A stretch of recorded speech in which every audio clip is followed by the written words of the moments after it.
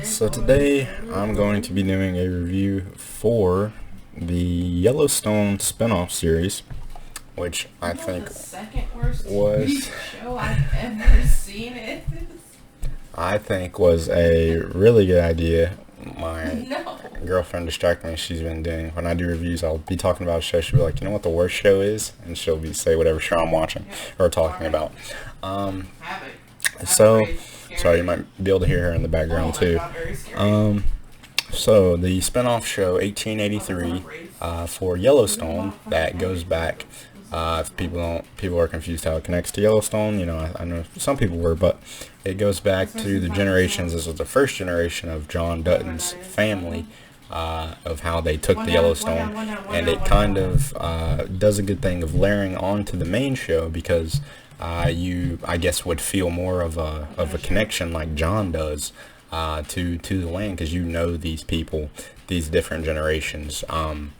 That makes it so important for him to keep the land. So I think it's a good idea. A lot of times these spin-offs of popular shows can be done in a way where it's like just a cash grab. We'll do it because this show's hot and people will watch something connected to it. And I do think that's happening to a degree. I've heard they're doing a spin-off with Jimmy from Yellowstone, which I don't give a fuck about. But this works. This builds on the Yellowstone for me, especially if they do it in a good way where they tell good stories, good quality, like in this show. I just hope, I've heard they're doing a season 2 for this. I could end it there, maybe see a little bit more of this family, but maybe that's how they'll do it, but see more of this family with like Tim McGraw's son. That's the actor's name, Elsa's dad's son growing up and then taking over, and then so on and so forth with each season of the show until we get to John. So yeah, but good idea. I hope they go about it that way. We'll see.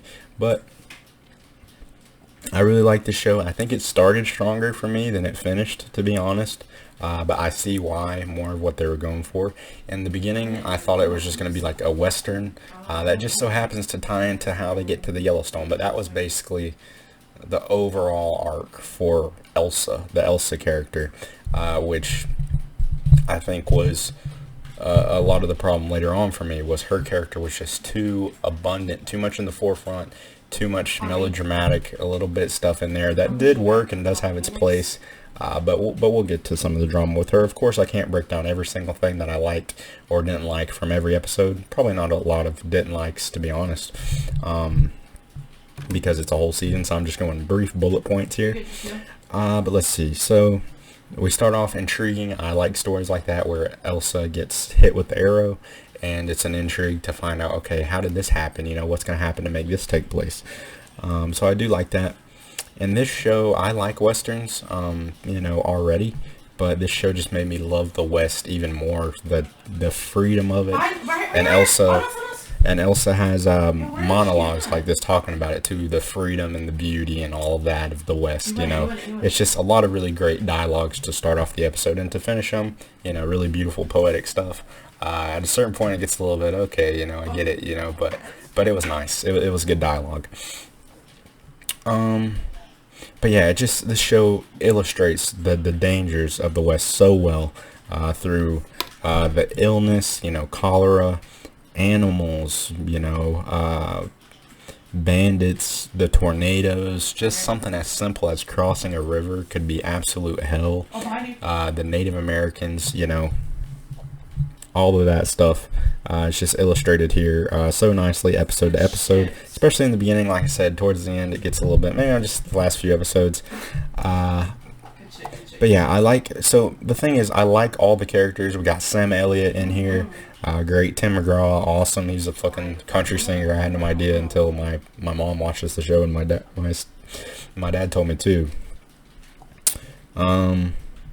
So yeah, so the problem is all these other characters are a little bit more prominent in the beginning with their own isolated storylines, just to kind of introduce them, and then they're kind of trickled in towards the latter half. But the latter half is more focused on Elsa, her romance, and of course I know why, because how it ends up, and it really is her story, her journey. It's such a great display, and she has a good character. Don't get me wrong. as annoying as it can be to see her continuously go through these romances and these strong emotions that she feels throughout the seasons for things, and it can be frustrating to watch, there is a certain beauty in it that, of course, she touches on, the beauty of it all. And there's a beauty in it because she's living, and Sam Elliott says this in the last episode, she's lived more than all of us, even though she's about to die, and she's, of course, younger than all of us. She still lived more than all of us. There's a difference in living and living. You know what I mean? Being alive and living. You can be alive and not live, right? And Elsa really lives and feels everything to the fullest and all these emotions. And so yeah, it can get annoying to watch, but if you overall look at the picture and the journey for her, as annoying as it can be at times, it's a good story for her character to have embraced all of that. So yeah, but there was a lot of good characters in here. Like I said, like Tim McGraw, I could watch just a western of this guy, fucking like town. Just give me some story with that. Or Sam Elliott, the black guy. I'm sorry, I can't remember his name right now. Or what happens with him and this girl going off. Great actors, performances, and backstories and stuff to him being so war torn.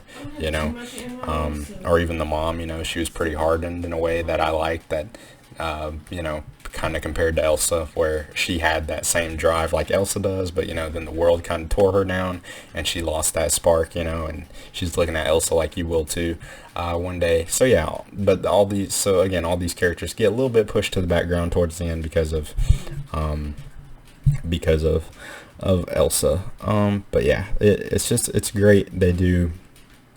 They show all the different aspects. I don't think I've seen a western or a movie or something like that quite like this, where it touches on almost every single thing, so brutally, some of it, and it's just how life was, but it really puts it on display here. Let's see.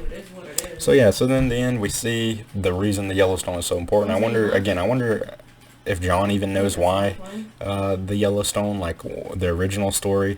But yeah, so that's where Elsa goes to die. That's where she wants to be buried, and the Dutton family will stay where she's buried at. And that's why they decided to stay there. We didn't see them settling at the end. I don't know why. I would have liked one more scene with Tim McGraw and the son and all that. But we do see they do some 1883 flash ahead scenes in the Yellowstone show. I'm gonna have to go back and watch those now with the knowledge of 1883, the flashbacks that they had put in Yellowstone. But yeah, so that's why they picked Yellowstone. Don't know, like I said, what they'll do for season 2. I hope that it's kind of maybe just leaves these alone, or we have the son probably grow up more, and Tim McGraw, that's probably how it'll go, and pass it on to the next generation. But yeah, really good show. I like it a lot. Nice isolated story. Too bad we can't. If we do get a season 2, we won't have Sam Elliott in there because he killed himself at the end of the season. Right? It's pretty dark, but also kind of beautiful at the same time. Like Elsa reminds us time and time again in the show. There's beauty and there's the tragedy and all of that in the West.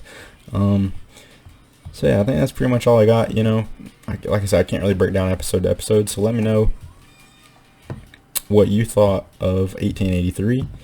And what other spinoffs you're looking forward to by Taylor Sheridan and the Yellowstone universe. And I will see you guys in the next video.